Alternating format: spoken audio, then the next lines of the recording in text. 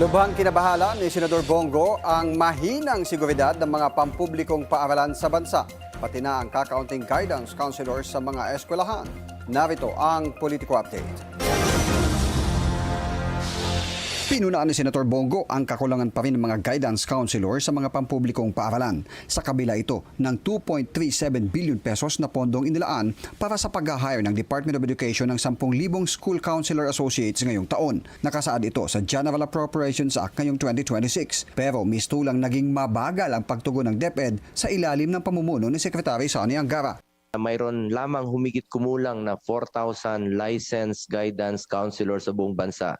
Samantalang nangangailangan tayo ng tinatayang 47,000 guidance counselors para maabot ang ideal ratio na isang guidance counselors sa bawat 500 na mag-aaral.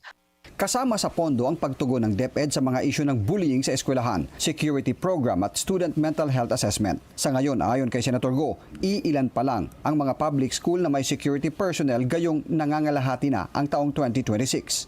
During the recent hearing of the Committee on Basic Education on the proposed School Safety Act, the DepEd reported that only around 36% of schools nationwide currently comply with key security measures. Only 36% of schools, or roughly 4 out of 10 schools.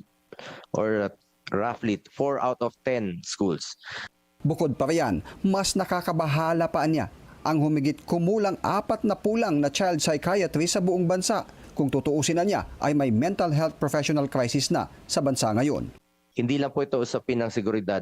Kailangan din natin tingnan ang kalagayan ng mga kabataan. At isa pa rito, Madam Chair, mental health is a real issue. Nakabinbin ngayon sa Senado ang panukalang batas ni Go na Senate Bill No. 176 na layuning magtatag ng mental health office sa lahat ng higher institutions sa buong bansa.